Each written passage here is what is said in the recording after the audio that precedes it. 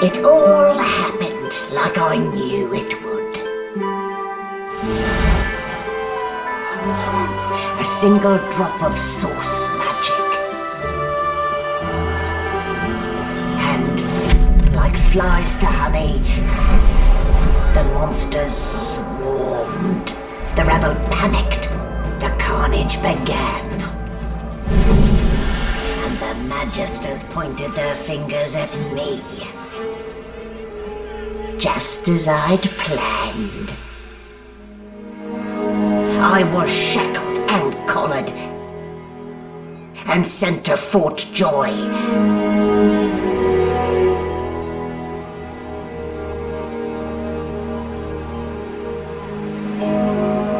I'd come here to kill Godwoken, but instead I became part of their story.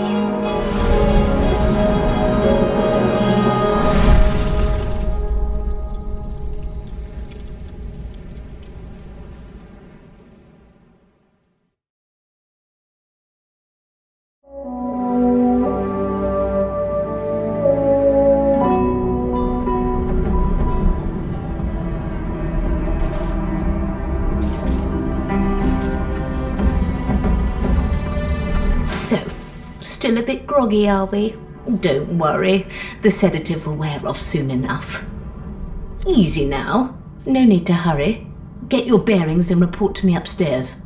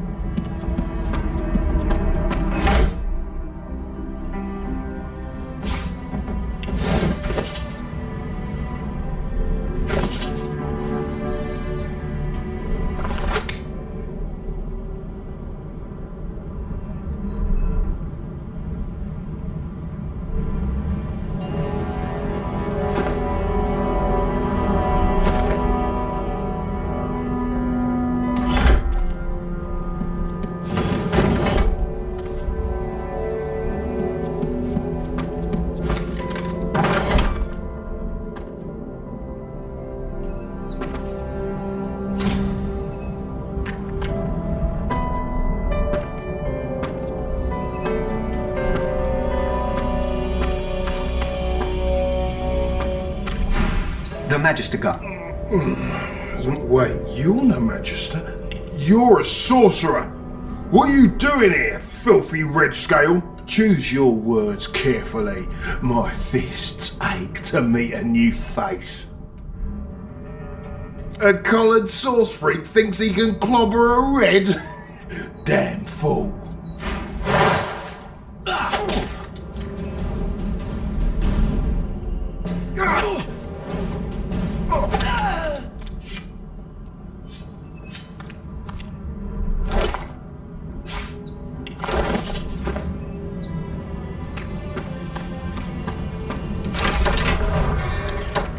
The prisoner's eyes meet yours.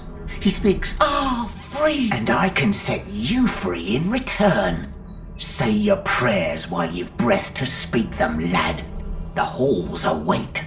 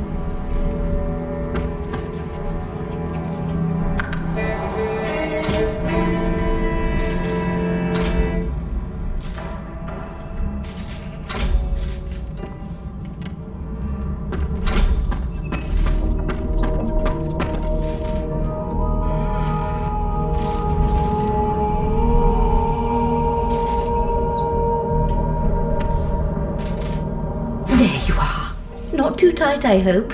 The collar, I mean. Oh, not to worry. Every dog has to get used to its leash. In the meantime, your next stop will be Magister William. All passengers have to be registered in the ship's manifest, and he's the chap in charge of the logs. You'll find him on the other side of this deck, in the officers' quarters. Is he? Oh well.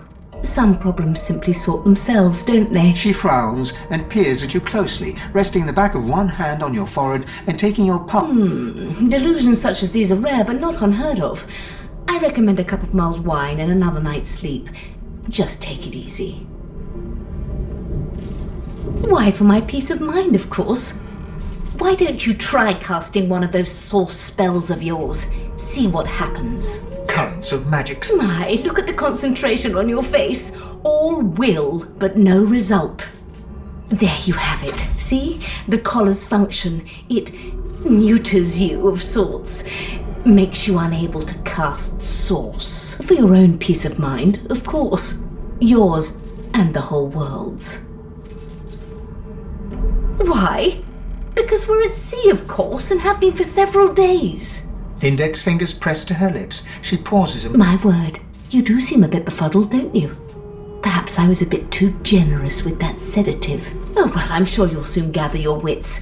Most likely. Eventually. In the meantime, all you need to know is that we're en route to Fort Joy. A new life awaits, and if you're a particularly good boy, perhaps a cure as well.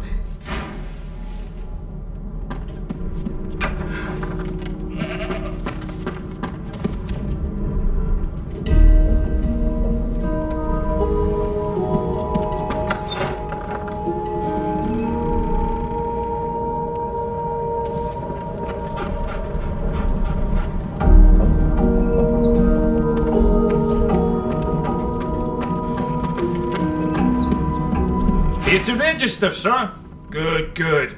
Magister Williams is just about done with the last passenger. You faring okay so far? Of course I do.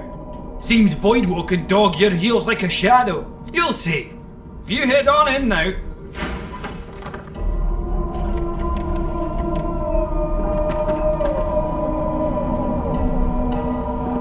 Standing at the center of the room, you spot a sorcerer haughtily eyeing a pair of nervous-looking magisters. They keep their crossbow trained upon her as she's being interrogated by an officer. So you admit it then? You murdered that poor fella? Yes, I did. But of course, that was only the beginning. She turns her head and looks you straight in the eye. There are others whose lives... Good God, the woman's mad. You there, sorcerer, go and fetch Magister Siwan.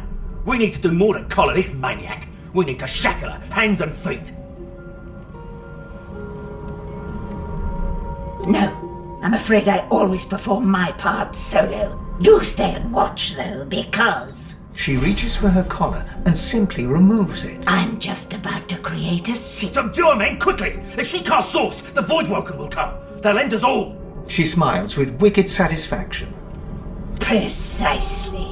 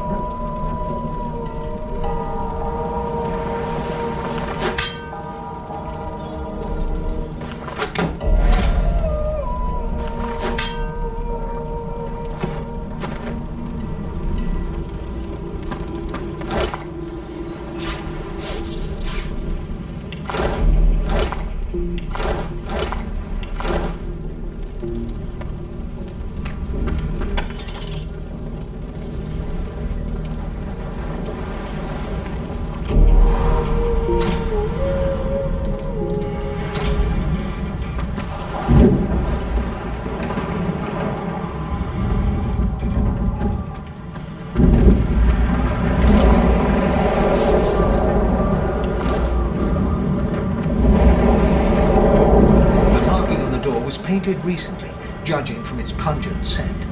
You recognize the symbol immediately for what it is, a warning of death fog within. You press your palm against the door to open it. The wood feels neither cold nor warm, but simply grey. The crimson drains from your hand, and you are left numb. It doesn't budge.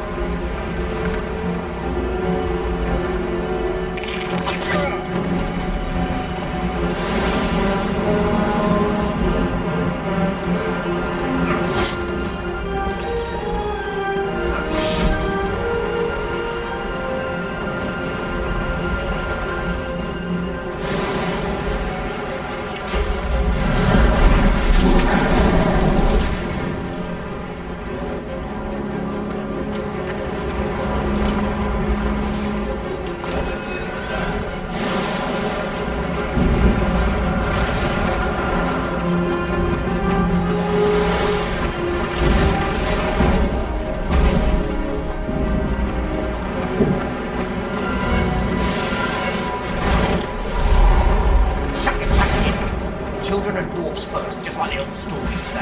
The dwarf yanks at one of the nearby ropes to no avail. You said there were other people down there. You see those tentacles, kid? It's time for getting the hell out of here. Fuck you! There's a ladder right over there. You can go straight down. You're gonna be the death of us, you hear?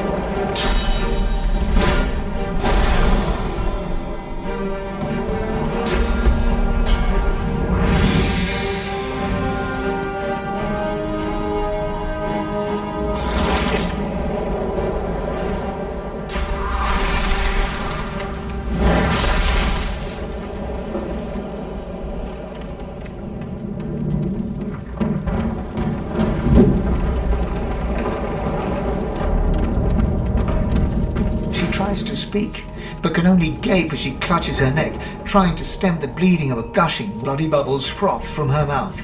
She's not long for this world.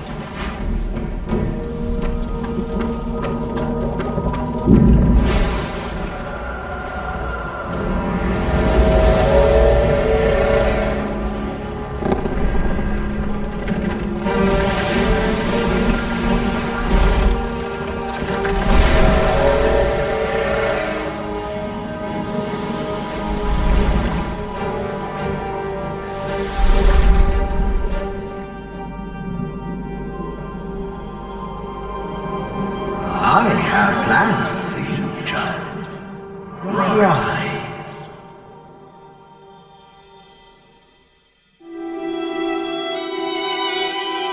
Honorable Dallas, we lost a ship sailing sorcerer prisoners to Fort Joy. We assume some escaped and broke their collars. Their vile magic lured the Voidwook. All who were aboard are presumed dead. Yours faithfully into eternity, High Judge Oriven.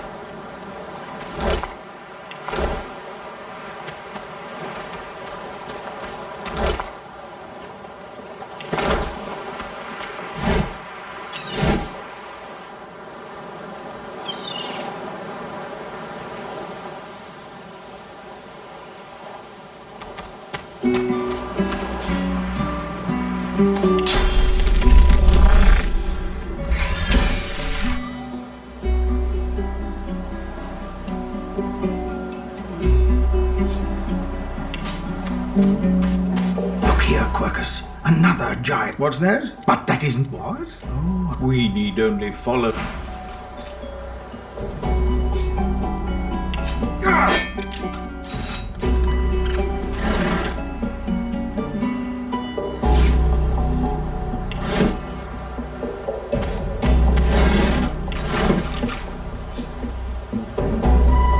our shield speaks, Quercus. Prick up your phantom ears. The squirrel looks at you in shock. Are you sure you want to chase him away? Ah, it speaks to us, Quercus, as if it had any right. Honestly, come, we don't have time to...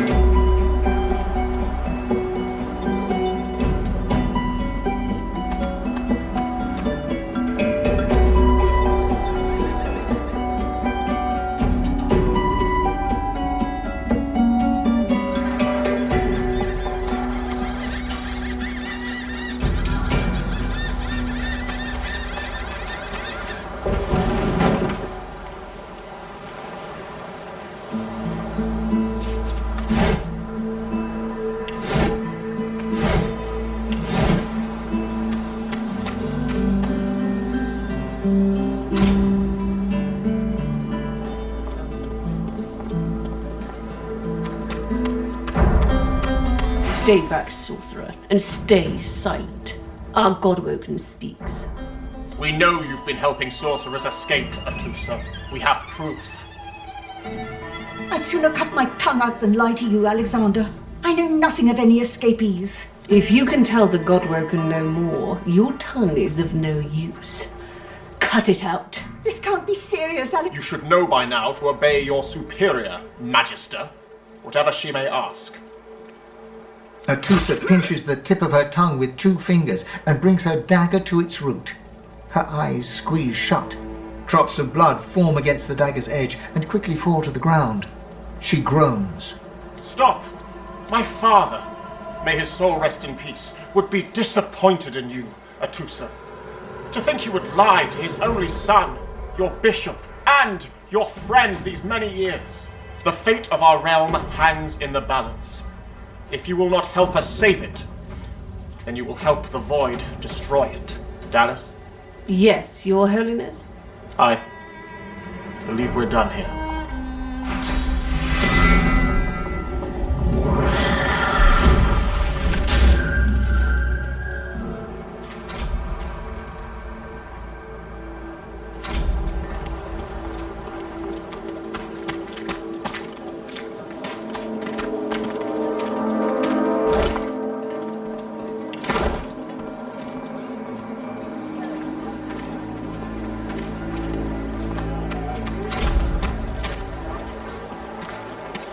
You! Help me teach this beast. He must respect. If not, he comes for you next. Respect? Huh. Someone's got to keep this place running. Griff can't do it for free. Why'd you gotta make this so hard? An intense-looking man steps between the thug and the elf and rolls up his sleeves, revealing well-muscled and heavily... Just stand aside, won't you, mate? Lone wolves decide their own business. The thug freezes in fear for a moment before shuffling back to the protection of his crony. Pay up, elf. No one shorts Griff, especially not one of you. The intense-looking man stands beside you against the thugs, shooting you an appraising glance. Burrow looks you both up and down, sizing up your combined threat. Ah, get out of here. The both of you. You ain't worth the sweat of my brow anyhow. The elf smiles and bows to you in thanks. Follow me, before more of them trouble us. There is a safe place. The man rolls his sleeves back down. He nods at you, the shadow of a smile on his lips. Good work there. Good work. He stretches out one rough hand to shake yours. He grips your hand tight as a vice and shakes it, hard. Good to meet you, lad. Say, you don't look all that busy. I could use someone to watch my back, and it looks like you could use someone to watch yours. I've just got a small errand to run, and then I'll be looking to get the hell out of here while I've still got a neck to collar.